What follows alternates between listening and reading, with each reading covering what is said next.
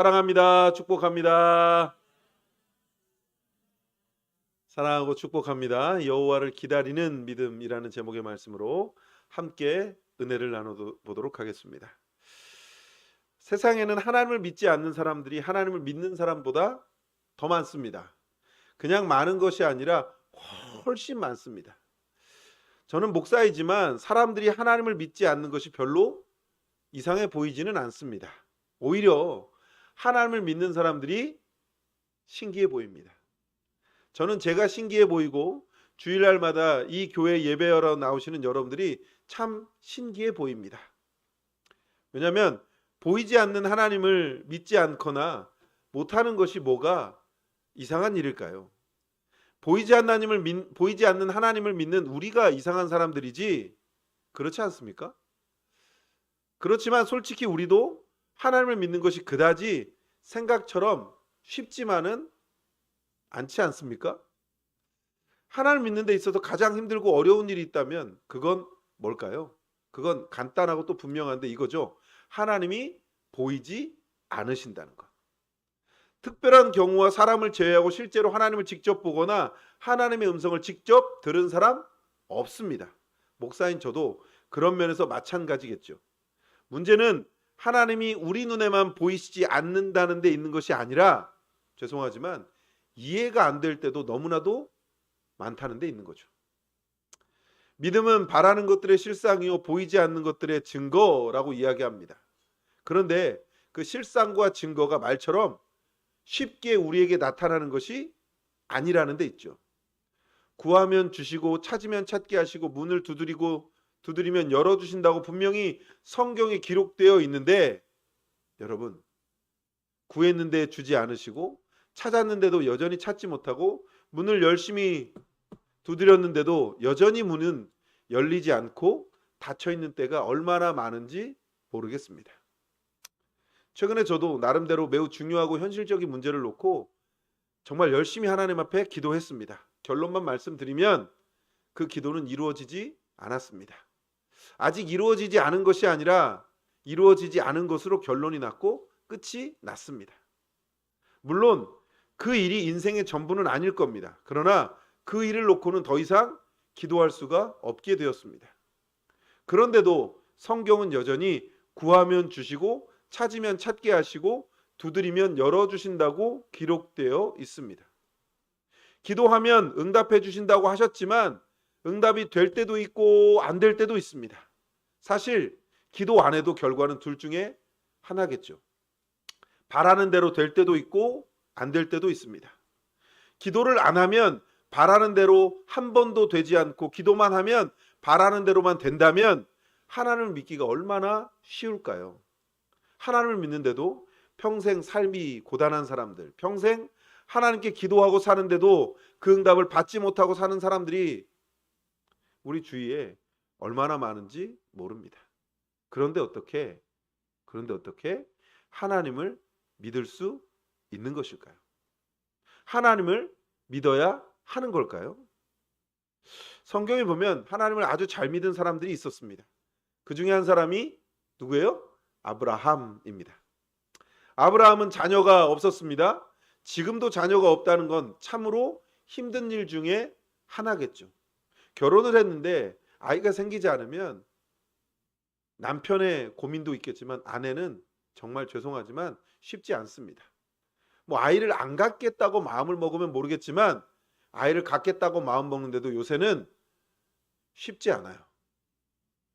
건강에 문제가 있는 것도 아니고 여러 가지 검사를 해봐도 괜찮은데 아이가 들어서지 않는 집들을 너무나도 많이 봤습니다. 그런데 지금 이때는 고대 시대예요. 자녀가 힘인 시대입니다.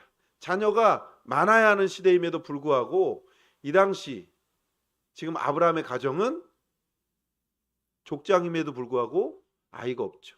몇 배나 더 힘들고 어려웠을지도 모르는 일입니다. 그런데도 아브라함은 하나님을 믿습니다. 그런 하나님이 어느 날 갑자기 아브라함에게 짜잔 하고 나타나셨습니다. 그래서 이렇게 말하죠. 너는 본토 친척 아비 집을 떠나. 그런데 아브라함이 여기서 이렇게 말하지 않아요. 하나님 어디로 가요? 성경에 그렇게 나와 있던가요? 성경에 그런 말 한마디 없습니다. 너는 보통 친척 아비 집을 떠나 내가 네게 지시할 땅으로 가라라고 말씀하시니까 아브라함이 어떻게 해요? 짐을 싸고 야 가자 고! 근데 어디로 가요? 오늘 아침에 말씀드린 것처럼 구름 기둥과 불 기둥이 있어서 하나님이 갈 곳을 인도하신 것도 아니고 그냥 집을 나섭니다. 그뿐만이 아니죠. 드디어 하나님이 아브라함이 75세가 되던 해. 몇 살이요? 여기 75세 계십니까? 제일 가까운 분이 우리 최 장로님이신가요? 그 연세에 아브라함에게 자녀의 축복을 약속하셨습니다. 민 권사님 그럼 어떻게 결혼하는데 하나 더 하나님 주시면 죄송합니다. 이게 두 분을 말씀을 드리고 있어야 되는데 죄송한데 이런 거예요. 이거 굉장히 불편한 일 아닙니까? 그냥 우스갯소리로 넘길 수 있는 일이 아니에요. 75세라는 나이는 인간적으로 육체적으로 자식을 낳을 수 있는 나이가 나사롱 목사님 낳을 수 있을까요? 이거 웃음으로 해결될 문제가 안 된다니까요. 남자가 정말 어린 여자를 데리고 와도 남자가 힘이 없어서 안 될 나이인데 지금 하나님이 아브라함에게 약속하세요. 줄 거야. 근데 아브라함 어떻게 하죠? 아브라함 어떻게 했을까요? 믿었습니다. 아멘. 아멘이 없는 걸 보면 아브라함을 못 믿는 겁니까? 하나님을 못 믿으시는 겁니까? 하나님이 그렇게 말씀하셨으니까 아브라함이 그럼에도 불구하고 믿어요. 그런데 우리가 잘 알고 계시는 바와 같이 실제로 아브라함이 이삭을 낳은 나이 몇 살? 그럼 몇 년 후에요? 25년. 아니 75세도 믿을 만한 나이가 아닌데 100살에 자식을 낳습니다. 믿으십니까? 이게 아멘이에요? 여러분 잘 생각하세요. 사람의 몸이라는 건 똑같습니다. 나이가 연수를 이런 사람들이 이런 생각을 해요. 그 당시에 100살은 지금의 한 30살쯤 아니라니까요. 하나님이 아브라함에게 약속하신 100살은 지금의 100살과 똑같아요. 오히려 지금보다 더 나이를 먹었을 수도 있어요. 지금은 뭐 리프팅도 하고 울세라도 하고 이런저런 거 하니까 얼굴이 막 문건사님 왜 웃어요 갑자기? 울사람이 빵 터졌어요? 그러니까 얼굴이라도 팽팽해지죠. 제가 10살, 20살 때 제 나이를 보면 전 그랬거든요. 할아버지라고. 근데 제가 이 나이를 들어보니까 할아버지는 아닌 것 같은데 표정들이 굳어지는 거 보니까 할아버지일까요? 그래서 웃으셔야 됩니다. 안 웃으시면 이상해져요. 여러분 잘 보세요. 제가 이 말씀을 드리는 이유가 뭐냐면 말씀하시고도 그 약속을 이행하시지 않으시는 25년 동안 아브라함은 하나님을 믿었을까요? 안 믿었을까요? 믿었습니다. 그것을 보면 믿음의 조상이라고 할 만큼 하나님을 잘 믿었던 사람에게도 하나님은 잘 이해되지도 않고 보이시지도 않는 존재 맞아요. 우리와 별반 다를 것이 없는 거죠. 하나님이 사탄 앞에서 자랑하신 욥은 어떨까요? 사탄은 하나님이 욥을 세상에서 제일 가는 부자로 세워주셔서 하나님을 의지하고 믿는 걸로 의심했습니다. 누가요? 사탄이요. 그러나 눈에 보이는 것들이 다 무너졌을 때 말로 다 할 수 없는 고통과 시험 가운데 사랑하는 아내마저 차라리 욕하고 죽으라고 할 만한 상황에서도 다시 말해서 하나님이 보이지 않고 이해되지도 않는 그런 상황에서 욥은 이렇게 고백합니다. 주신 자도 여호와시요 취하신 자도 여호와시니 여호와 이름을 찬송을 받을 실지니이다. 아멘? 이거 아멘이 쉽지 않아요. 그럼 어떻게 해야 되는지 제가 설명해 드릴게요. 일단 여러분의 집이 사라져야 돼요. 그냥 사라지는 게 아니라 폭탄을 맞아야 돼요. 어떻게 폭탄을 맞냐면 일단 자석 새끼들 다 죽어야 돼요. 맞잖아요. 혹시 자식이 3명 이상인 사람들은 3명도 다 죽어야 됩니다. 그냥 죽는 게 아니라 있던 게 없었던 것처럼 사라져야 돼요. 그리고 여러분이 가지고 있는 재산, 죄송하지만 속고쟁이에 감춰놨던 그것까지 다 끄집어내서 사라져야 됩니다. 거기다가 여러분이 가지고 있는 집은 깡통을 차셔야 됩니다. 그냥 깡통이 아니라 다시는 일어날 수 없을 만큼 폐허가 돼야 돼요. 아멘? 그 봐요. 아멘 못 하잖아요. 왜요? 이거 아멘 하면 될 것 같거든. 그래서 말씀을 잘 들으십시오. 그럼 거기서 끝나지 않아요. 죄송하지만 우리 남자분이라고 해봐 몇 명 되지도 않는데, 아내가 여러분들이 몸에 욕창이라서 벽돌을 기왓장을 깨서 긁고 있을 때 이렇게 얘기해야 돼요. 아이 사람아, 당신이 말하는 하나님을 욕해라.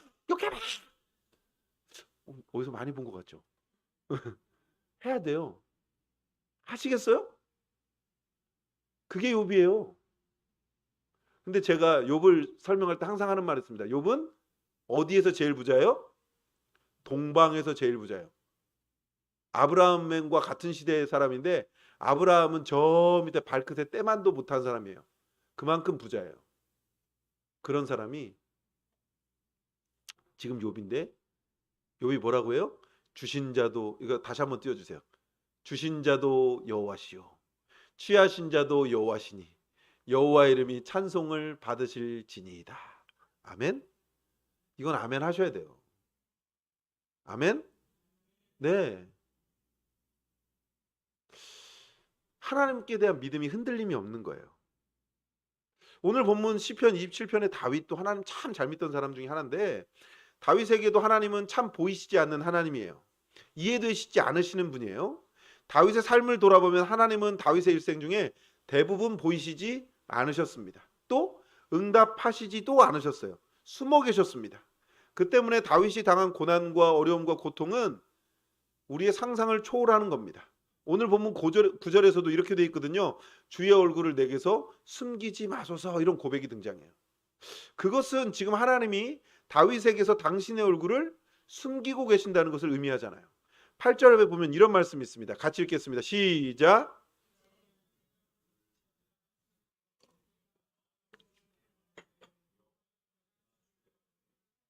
네, 여기에 이렇게 돼 있거든요. 앞에 거 보시고 읽으시면 됩니다. 다윗이 그냥 하나님의 얼굴을 찾은 게 아니라 하나님이 그렇게 하라고 하셔서 그렇게 한 거예요. 다윗이 하나님의 얼굴을, 하나님이 다윗에게 얘기하니까 하나님이 한 건데, 다윗이 한 건데, 그럼에도 불구하고 하나님은 다윗에게 등장하지 않으세요. 이거 우리에게 하는 것과 똑같습니다. 하나님은 우리에게 당신을 찾으라 하시고 종종 우리에게서 숨으시는 분입니다. 시편 13편도 다윗의 시편인데 1절에 이렇게 시작합니다. 같이 읽겠습니다. 시작. 여호와여 어느 때까지니까 나를 영원히 잊으시나이까 주의 얼굴을 나에게서 어느 때까지 숨기시겠나이까. 다윗이 얼마나 답답했으면, 그죠? 얼마나 답답했으면 이렇게 기도를 할까요? 그런데 중요한 것은 그와 같은 상황 속에서도 다윗은 하나님께 대한 믿음의 끈을 놓지 않는다는 겁니다. 여호와여 어느 때까지니까 라고 시작된 이 시편 13편에서 그가 이렇게 시편을 끝맺습니다. 또 띄워주세요. 같이 읽을까요? 시작. 나는 오직 주의 사랑을 의지하였사오니 나의 마음은 주의 구원을 기뻐하리이다. 내가 여호와를 찬송하리니 이는 주께서 내게 은덕을 베푸심이로다. 뭐라고 했다고요? 여호와여 어느 때까지입니까? 라고 했더니 그걸 끈을 놓지 않고 있었던 다윗에게 하나님이 은덕을 베푸셨다는 거예요. 시편 14편 1절에서는 다윗은 이렇게 고백합니다.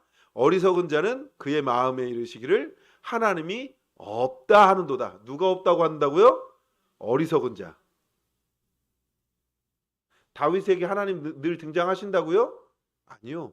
하나님은 숨으셨다고요. 그런데 다윗은 뭐라고 해요? 하나님 나에게 은덕을 베푸시는데 난 어리석은 자가 아닙니다 라고 얘기하는 거예요. 시편 16편 2절에서는 이렇게 얘기합니다. 같이 읽어볼까요? 내가 여호와께 아뢰되 주는 나의 주님이시오니 주밖에는 나의 복이 없다 하였나이다. 여러분, 상식적으로 이런 문장이 등장하려면 그 앞절에 엄청난 하나님의 축복을 받은 사건이 나와야 되는 거예요. 이 16편 2절처럼 되려면. 그런데 그와 같은 엄청난 간증과 고백이 나온 시편 16편 2절 앞절에 1절엔 이렇게 되어 있습니다. 같이 읽어볼까요? 시작.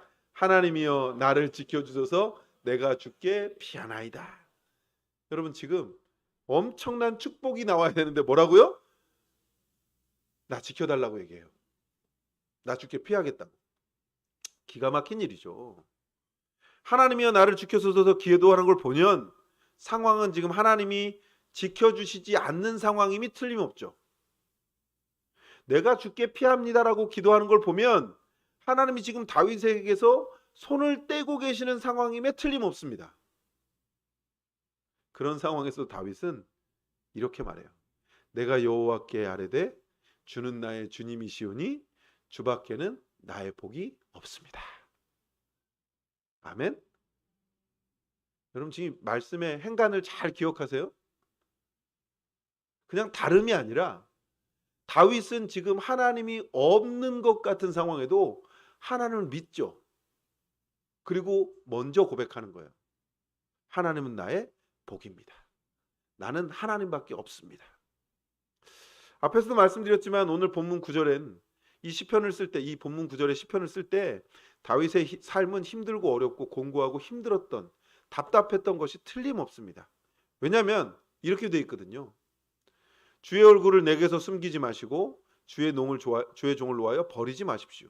주는 나의 도움이 되셨습니다. 나의 구원의 하나님이셔 나를 버리지 마시고 떠나지 마십시오.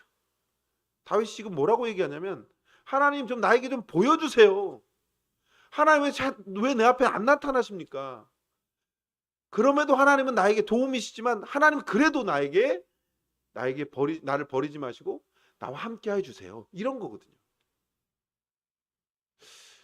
그런데 다윗은 믿음의 끈을 놓았다 놓지 않았다? 놓지 않았다. 그랬더니 10절엔 이렇게 얘기합니다. 같이 읽겠습니다. 시작. 내 부모는 나를 버렸으나 여호와는 나를 영접하시리이다. 여러분 제가 다윗이 어떤 상황이라고 말씀드렸죠? 다윗은 많은 성경학자들이 사생아라고 이야기합니다. 왜냐하면 아버지 이새에게 사랑받지 못하던 아들이거든요. 그런 걸 보면 다윗은 철저하게 부모에게 버림받은 거죠. 그런데 하나님은 믿을 만한 거예요. 그런데 잘 보세요. 하나님이 다윗에게 등장하세요? 등장 안 하시거든요. 다윗은 어떻게 이런 믿음이 있었을까요? 이해할 수 없는 하나님에 대한 이해할 수 없는 믿음이 어떻게 생겼을까요? 지금도 이해할 수 없는 고통과 어려움을 겪고 있지만 그것 때문에 죽고 망하지 않을 것이라는 믿음 어디서 생길 걸까요? 5절 6절 함께 보겠습니다. 5절 6절입니다. 시작. 여호와께서 환난 날에 나를 그의 초막 속에 비밀히 지키시고 그의 장막 은밀한 곳에 나를 숨기시며 나를 높은 바위 위에 두시리로다. 이제 내 머리가 나를 둘러싼 내 원수 위에 들리리니 내가 그의 장막에서 즐거운 제사를 드리겠고 노래하며 여호와를 찬송하리이다. 아멘. 아주 중요한 것이 있는데 그것은 다윗이 이런 믿음으로 현실의 모든 고난과 역경을 이겨내고 있다는 겁니다. 자그마한 고난과 역경을 이겨내는 것이 아니죠. 다윗은 그 하나님을 믿는 겁니다. 그 하나님을 신뢰하는 겁니다. 하나님 보이지 않고 하나님이 나타나지 않는 그 상황에서도 여전히 하나님밖에 없음을 이야기하는 겁니다. 그럼 이걸 우리 상황으로 한번 가지고 와보자고요. 왜 우리는 이게 안 될까요? 왜 우리는 이런 마음이 생기지 않을까요? 왜 우리는 다윗처럼 하나님이 합한 자가 되지 못할까요? 제가 앞에서 뭐라고 말씀드렸어요? 당연한 거라고요. 당연한 건데 어때요? 그 당연한 걸 너무 당연하게 여기면서 살아가요. 당연하지만 어떻게 해야 돼요? 우리는 믿을 분이 계시죠. 우리는 구원을 우리 스스로 받은 게 아니니까 하나님 앞에 하나님이 우리에게 주신 선물로 받았는데 그럼에도 불구하고 여전히 하나님의 선물을 이해하지 못하고 살아가는 거죠. 선물을 받았는데 그 선물을 제대로 까보지 못한 거예요. 개봉을 제대로 하지 않는 거예요. 하나님의 선물이 무엇인지 몰라요. 그러니까 다윗보다도 더 좋은 삶을 삶에도 불구하고 다윗과 같은 신앙이 생기지 않는 겁니다. 사랑하는 성도 여러분, 다윗은 오늘 1절과 3절에서 이런 이야기를 하거든요. 같이 읽겠습니다. 시작. 여호와는 나의 빛이요 나의 구원이시니 내가 누구를 두려워하리요. 여호와는 나의 생명의 능력이시니 내가 누구를 무서워하리요. 악인들이 내 삶을 먹으려고 내게도 왔으나 나의 대적들 나의 원수들인 그들은 실족하여 넘어졌도다. 군대가 나를 대적하여 진칠지라도 내 마음이 두렵지 아니하며 전쟁이 일어나 나를 치료할지라도 나는 여전히 태연하리로다. 아멘. 다윗이 뭐라고 얘기해요? 하나님과 나의 사이를 막을 수 있는 게 없어요. 제가 앞에서 계속 말씀드리지만 하나님은 다윗에게 숨겨진 것처럼 보이시지 않는다고요. 근데 왜 그렇게 믿냐고요. 다윗이 믿을게요 해서 믿는 겁니까? 아니요. 다윗에게 하나님은 그런 분이신 거죠. 다윗에게 하나님은 여전히 생명이고 능력이라는 겁니다. 그 하나님을 믿는 데 있어서 두려움이 없는 거예요. 어떤 것도 그의 마음을 뺏어갈 수가 없는 거예요. 왜요? 하나님으로 말미암아 하나님을 앞에다 두고 살아가기 때문이죠. 내 삶에 자꾸 내가 앞에 두는 게 뭡니까? 돈이고 명예고 지위고 가족이고 내 좋은 거 다 앞에다 두고 살아가니까 하나님이 보이지 않는 겁니다. 근데 다윗은 그 맨 앞에 뭐가 있어요? 하나님이 계시니까 하나님을 의지하고 살아가는데 두려움이 없는 겁니다. 우리가 두려움이 생기는 이유는 뭐예요? 하나님이 내 뒤에 계시니까 두려운 거예요. 놀이기구를 탈 때 안전바가 있습니다. 안전벨트가 있어요. 그죠? 근데 여러분 안전벨트와 안전바가 있다고 무서움이 없습니까? 안 무서워요? 높이 한 70m에서 떨어진다고 생각해 보세요. 안 무서울까요? 그냥 무서워요? 아우, 우리 아들 표현으로는 정말 죽을 것 같다는데 이게 쉽지 않습니다. 근데요, 잘 생각해 보세요. 여러분 스카이다이빙 안 해보셨죠? 저도 안 해봤습니다. 해볼 생각은 없습니다. 근데 스카이다이빙을 하는데 혼자 하면 힘들지만 누가 그 초보자들은 어떻게 해요? 누가 같이 띄워주죠. 잡아주거든요. 좀 더 마음이 좀 놓여진대요. 그러면 스카이다이빙을 하는 게 마음이 편할까요? 안 하는 게 마음이 편할까요? 그렇죠? 안 하는 게 마음 편하죠. 안 할 수 있으면 안 하는 게 좋지 않겠습니까? 그러면 안 할 수 있는 마음은 어디서 생겨요? 내가 노력해야죠. 살아감에 있어서 그걸 안 당하려고 노력해야 되는 것 아니겠습니까? 근데 우리 노력해요? 우리 삶에서 노력합니까? 사람들은 자꾸 하나님을 어떻게 생각하는 줄 아세요? 뭔가 만능 열쇠로 생각해요. 하나님 만능 열쇠가 아닙니다. 하나님 만능 열쇠가 되려면 나도 내 삶에서 노력이라는 걸 해야 돼요. 정말 죽을 만큼의 노력을 하셔야 됩니다. 그래야 하나님이 나에게 무언가 열어주시는 분이지. 하나님 믿는데 자꾸만 뭐예요? 자꾸 손만 빨고 있어요. 하나님 해주세요. 안 돼요. 안 된다고요. 설교와 성경 공부에 대해서 강의하시는 분들 중에 귀납적이라고 이야기하시는 분들이 굉장히 많습니다. 지금도 많아요. 귀납적 설교라는 말이 있는데 이게 뭐냐면 논리적인 설계와 설명이 분명해서 내린 결론에 대해서 누구도 토를 달 수 없으리만큼 설교를 하는 것을 의미합니다. 이거 잘 아시는 목사님들 되게 많아요. 논리적인 사고틀을 가진 사람들, 저 같은 사람들 굉장히 좋아합니다. 저 이거 잘하거든요. 저도 개인적으로 논리적인 것이 굉장히 좋습니다. 당연스러운 일이지만 귀납적인 설교와 성경 공부 저도 좋아합니다.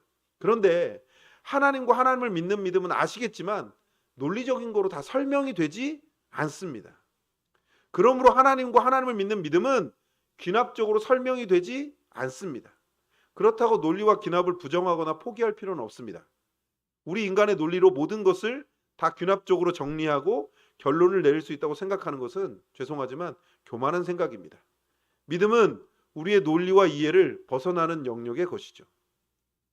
저는 아직도 왜 하나님이 아브라함에게 자식의 축복을 말씀하신 후에 25년 동안이나 기다리게 하셨는지를 모르겠습니다.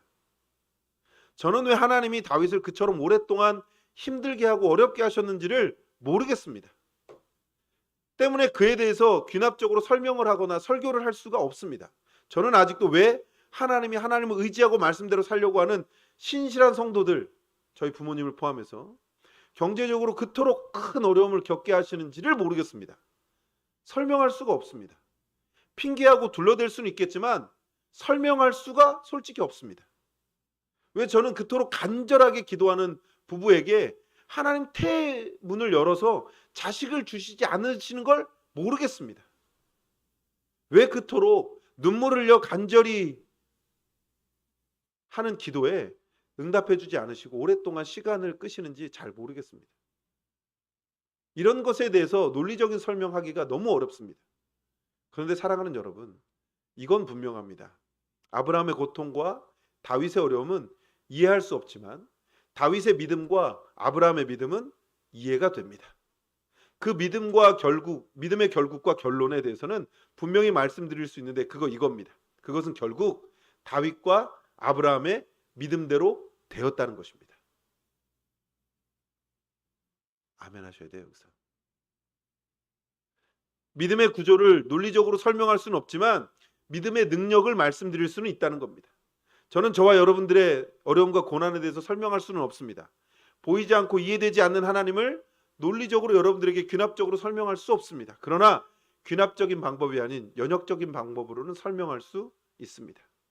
그때 왜 다윗에게 아브라함에게 그렇게 하셨는지는 알 수 없지만, 그렇기 때문에 설명할 수는 없지만 결론적으로 그럼에도 불구하고 낙심하지 않고 당신을 끝까지 신뢰하고 의지하고 믿은 아브라함과 다윗을 승리하게 하신 것을 보면 하나님이 숨으신 것과 같이 힘들고 어렵고 답답한 때에도 하나님은 아브라함과 다윗을 지켜보고 계셨다는 것은 설명할 수 있습니다. 무엇인지는 다 이해할 수 없지만 우리가 다 이해할 수 없는 이유가 있었다는 것은 알 수 있겠습니다. 귀납적으로는 모르겠지만 연역적으로는 알겠습니다. 오늘 다윗은 시편 27편 마지막 절에 이렇게 얘기합니다. 너는 여호와를 기다릴지어다. 강하고 담대하며 여호와를 기다릴지어다. 하나님을 이해하려고 하는 것보다 하나님을 기다리려고 하는 다윗을 우리는 오늘 본문에서 만나게 됩니다. 어려운 일을 당할 때 잠잠히 하나님만 바라고 기다리는 것, 그게 믿음입니다. 이해하려고 하는 것이 아니고 설명하려고 하는 것도 아닙니다. 그냥 하나님을 믿고 그 믿음의 끈을 놓지 않고 기다리는 것이 믿음입니다. 하나님이 보이지 않을 때가 하나님을 믿어드릴 가장 적절한 때라는 겁니다. 그 믿음이 우리를 구원할 겁니다. 그 믿음이 우리의 삶을 결국 승리하게 할 줄로 믿습니다. 말씀을 정리해 볼까요? 성경은 우리에게 이렇게 말합니다. 오직 의인은 믿음으로 말미암아 살리라. 예수님은 가끔 믿음의 사람들에게 이렇게 말씀하셨습니다. 내 믿음이 크도다. 내 믿음대로 될지어다. 하나님이 보이지 않을 때 하나님을 믿지 못하는 건 당연한 일입니다. 그러나 하나님이 보이지 않을 때 하나님을 믿을 수 있는 게 축복입니다. 다시 할까요? 다시 할게요. 이번에 놓치지 마세요. 졸도 눈을 비비시고 놓치지 마십시오. 하나님이 보이지 않을 때 하나님을 믿지 못하는 건 당연한 일입니다. 그러나 하나님이 보이지 않을 때 하나님을 믿을 수 있는 게 축복입니다. 놓치지 않으셨습니다. 사랑하는 성도 여러분, 축복의 기회죠. 하나님이 보이시지 않을 때, 이해되지 않을 때에도 다윗처럼 아브라함처럼 욥처럼 끝까지 믿음의 끈을 놓지 않으시길 소망합니다. 이해되지 않습니다. 어떻게 이해될까요? 내 앞에 다가오는 거 다 이해하려고 합니까? 안 됩니다. 나의 삶이 어떻게 다 이해가 됩니까? 그건 이해 영역이 아니죠. 여러분, 지금 여러분들이 여기 앉아 계신 것도 이해할 수 없는 일입니다. 여기 앉아서 지금 이 시간에 제 설교를 듣고 있는 게 제일 이해가 안 돼요. 그런데 이해되지 않는 걸 믿을 수 있는 거.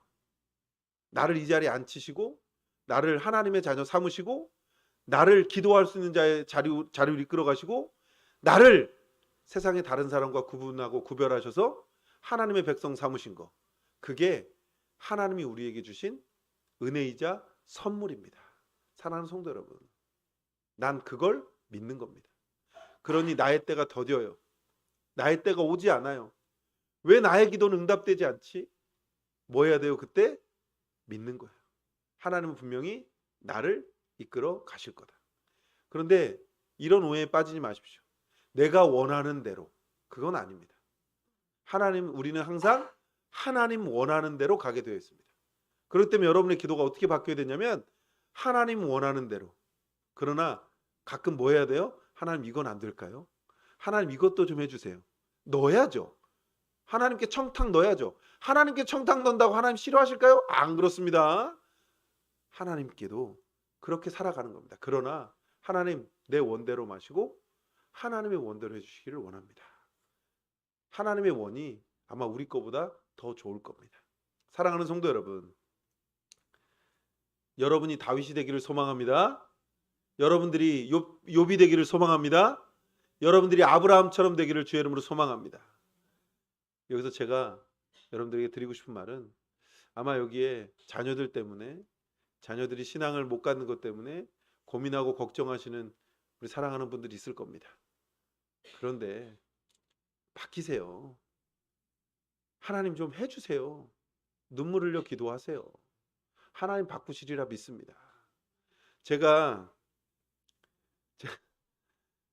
한 가장 잘한 전도는 저희 아내를 전도한 겁니다. 웃지도 않고 표정. 저희 딸려오는 사람이 얼마나 많은 줄 아세요? 일단 애 둘 딸려왔죠. 처갓집 식구들 다 많아요. 아직 저기 믿음의 저기 황금어장이에요 저기. 근데 제가 한 게 있을까요? 없어요. 저희 아내는 저를 바라봤으면 절대 신앙 안 가졌습니다.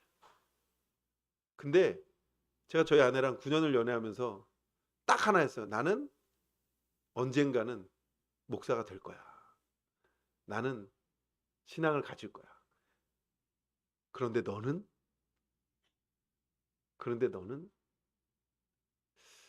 제가 한 건 없다니까요. 제가 한 게 하나도 없어요. 그런데 하나님이 이끌어 가시더라고요. 여러분의 삶도 그렇지 않습니까? 하나님이 이끌어 가시는 대로, 하나님이 해주시는 대로. 그러나 하나님께 뭐 하라고요? 청탁을 넣으세요. 하나님이 안 될까요? 하루 빨리 좀 됐으면 좋겠습니다. 근데 25년 정도는 기다려 보셔야 됩니다. 25년 정도. 안 되면 좀 줄여달라고 하세요. 욥처럼 최대한 빨리, 아니면 다윗처럼 좀 더 빨리. 그런 믿음은 여러분들이 하나님과 만날 때 되리라 믿습니다. 이번 한 주도 그러한 믿음을 가지고, 그러한 은혜를 가지고 하나님을 기다리는 믿음으로 기다릴 수 있는, 또 하나님이 주신 은혜를 온전히 소망할 수 있는 사랑하는 주의 백성들 되시기를 예수님의 이름으로 축원합니다.